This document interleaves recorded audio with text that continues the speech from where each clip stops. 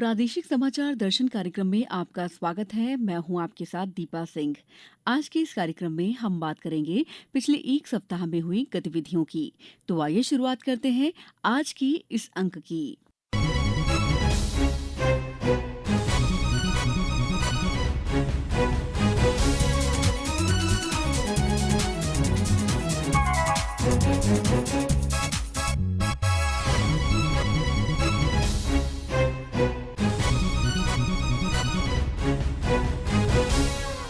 सीधी जिले में जनजातीय गौरव दिवस के अवसर पर जनमन प्रधानमंत्री जनजातीय आदिवासी न्याय महाअभियान का शुभारंभ किया गया। इस संबंध में हमारे सीधी संवाददाता सचिंद्र मिश्र को प्रभारी सहायक आयुक्त डॉक्टर डीके त्रिवेदी ने बताया कि पीएम जनमन योजना के संबंध में कुछ संक्षिप्त जानकारी देना चाहता हूं। माननीय प्रधानमंत्री जी द्वारा दिनांक 15/11/2023 को जनजातीय गौरव दिवस के अवसर पर पीएम जनमन प्रधानमंत्री जनजातीय आदिवासी न्याय महाअभियान का शुभारंभ किया गया। देश के 18 राज्यों की 75 विशेष पिछड़ी जनजातियों के लिए अधोसंरचनात्मक विकास एवं सामाजिक आर्थिक पिछड़ापन को दूर करने हेतु यह योजना क्रियान्वित की गई है। मध्य प्रदेश में 3 विशेष पिछड़ी जनजातियों यथा बैगा, भारिया एवं सहरिया 22 जिलों में निवासरत हैं, जिनका विवरण भारत सरकार के पीएम गतिशक्ति पोर्टल पर अपलोड है। सीधी जिले में विशेष पिछड़ी जनजाति बैगा जनजाति है।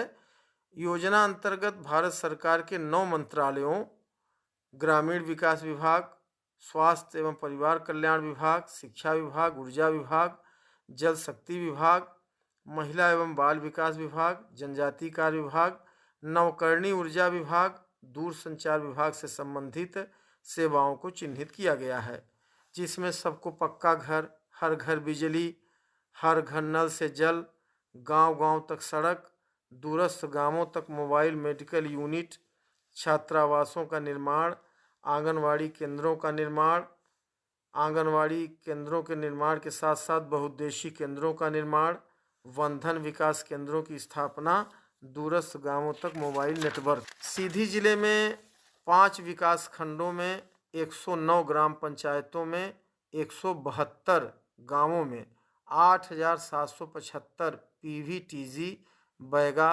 परिवार निवासरत हैं, जिनकी कुल जनसंख्या 33,652 है।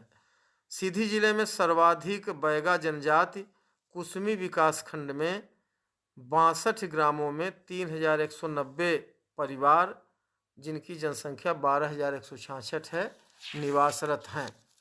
इन बैगा परिवारों को 11 महत्वपूर्ण क्षेत्रों के अतिरिक्त 7 मुख्य जनहितकारी योजनाओं में 100% लाभार्थियों को लाभान्वित करने का लक्ष्य है। टीकमगढ़ शहर के प्राकृतिक ताड़ के वृक्षों के बीच स्थित डोंगा मैदान को सभी प्रकार के खेलों के लिए ग्राउंड तैयार करने की कार्ययोजना बनाई गई है। खेल युवा कल्याण विभाग को डोंगा मैदान पर 24 एकड़ भूमि में से 6 एकड़ जमीन आवंटित की गई है। इसमें विभिन्न खेलों को बढ़ावा देने पर जोर दिया जाएगा। अधिक ब्यौरा दे रहे हैं हमारे टीकमगढ़ संवाददाता। टीकमगढ़ शहर के प्राकृतिक ताड़ के वृक्षों के बीच स्थित ढोंगा मैदान को सभी प्रकार के खेलों के लिए ग्राउंड तैयार करने की कार्ययोजना बनाई गई है। खेल एवं युवा कल्याण विभाग को ढोंगा मैदान पर 24 एकड़ भूमि में से 6 एकड़ जमीन आवंटित की गई है। इसमें विभिन्न खेलों को बढ़ावा देने पर जोर दिया जाएगा। फिलहाल शासन द्वारा स्वीकृत की गई 8 करोड़ 45 लाख रुपए की राशि से हॉकी ग्राउंड को तैयार किया जा रहा है। ग्राउंड पर 4 करोड़ 90 लाख रुपए की राशि से एस्ट्रोटर्फ बिछाने का काम शुरू हो गया है। इसके अलावा अन्य निर्माण कार्य पुलिस हाउसिंग बोर्ड को करना है, जिसमें रूम, पार्किंग, बैठक व्यवस्था और बाउंड्री वाल आदि का निर्माण कार्य शामिल है। इसके साथ ही बिल्डिंग भी बनाई जाएगी। एस्ट्रोटर्फ का कार्य 3 माह में पूरा हो जाएगा। इसके बाद से हॉकी खिलाड़ियों को एस्ट्रोटर्फ पर खेलने की सुविधाएं मिलना शुरू हो जाएंगी, जिसमें जिले की छिपी हुई हॉकी खेल की प्रतिभाएं बारीकी सीख कर भविष्य बना सकेंगी। पुलिस हाउसिंग बोर्ड के एई आनंद पाठक ने बताया है कि संचालनालय स्तर से नक्शा में संशोधन होने की वजह से अन्य निर्माण कार्य में देरी हुई है। अब अन्य खेल मैदानों के लिए नक्शा तैयार हो गया है। 15 दिन के अंदर निर्माण कार्य शुरू हो जाएंगे। खेल मैदान तैयार हो जाने से जिले के खिलाड़ियों को अब कोई असुविधा नहीं होगी। प्रादेशिक समाचार दर्शन के लिए टीकमगढ़ से भवन जैन। आगर मालवा स्थित प्राचीन और ऐतिहासिक शिवालय श्री बैजनाथ महालोक के होने वाले निर्माण कार्यों की शुरुआत के लिए मशीनों का पूजन गत दिनों क्षेत्रीय सांसद महेंद्र सिंह सोलंकी और विधायक मधु गहलोत ने किया। इस बारे में और अधिक जानकारी दे रहे हैं हमारे आगर मालवा संवाददाता महेश शर्मा। शिवराज सरकार में स्वीकृत किए गए 18 करोड़ 90 लाख की लागत से श्री बैजनाथ महादेव शिवालय को महालोक का भव्य रूप देने के उद्देश्य से मंदिर परिसर में आयोजित किए गए समारोह में सांसद महेंद्र सिंह सोलंकी व विधायक मधु गहलोत ने मशीनों का पूजन कर कार्य की शुरुआत की।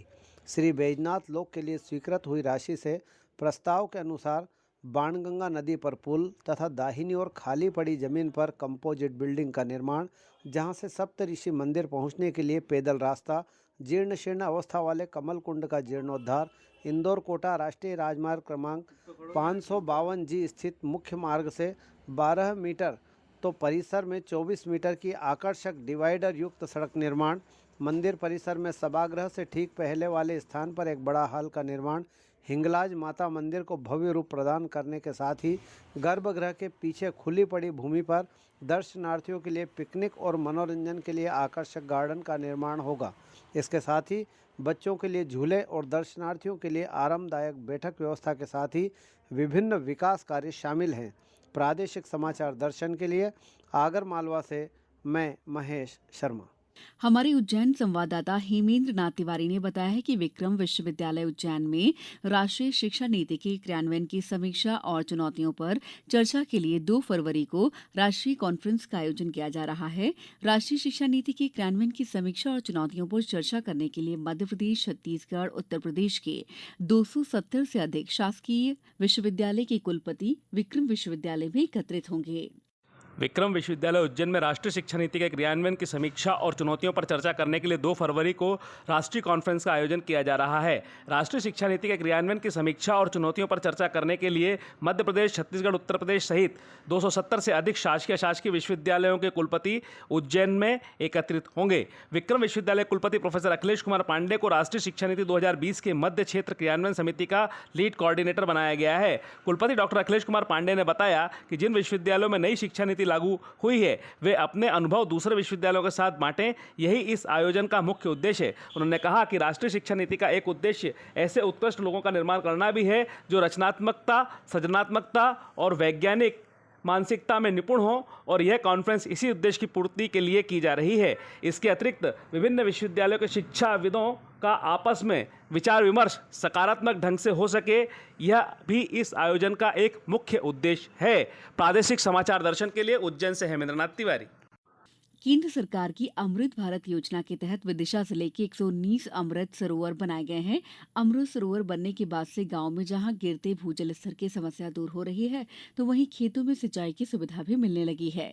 पेश है हमारे संवाददाता की एक रिपोर्ट। केंद्र सरकार की अमृत सरोवर योजना के तहत विदिशा जिले में 119 अमृत सरोवर बनकर तैयार हो गए हैं।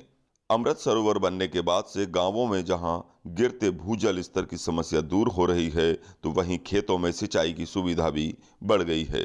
प्रत्येक तालाब के उपयोग के लिए गांवों में उपयोगकर्ता समितियां बनाई गई हैं, जो तालाबों से पानी का उपयोग कर इनका निर्धारित शुल्क पंचायत में जमा करेंगी। विदिशा जिले में अमृत सरोवर योजना के तहत पूर्व में 75 तालाब स्वीकृत किए गए थे, जिनकी संख्या धीरे धीरे बढ़कर अब 121 हो गई है। इन सरोवरों के बनने से जिले में जहां सिंचाई और सुविधाएं बढ़ी हैं, वहीं मछली पालन में वृद्धि होने से मछुआरों की आय में भी वृद्धि हुई है। कलेक्टर विदिशा ने बताया कि इस योजना के विस्तार हेतु प्रयास जारी हैं। प्रादेशिक समाचार दर्शन के लिए विदिशा से वेद प्रकाश शर्मा।